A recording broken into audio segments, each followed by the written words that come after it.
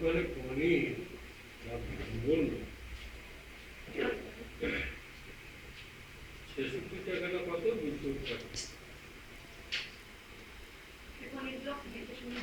যতই সুন্দর হতো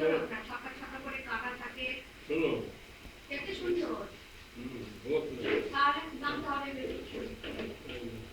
দু নম্বরই দেখা যাবে তারা তারা খেতে পারবে না, আপনি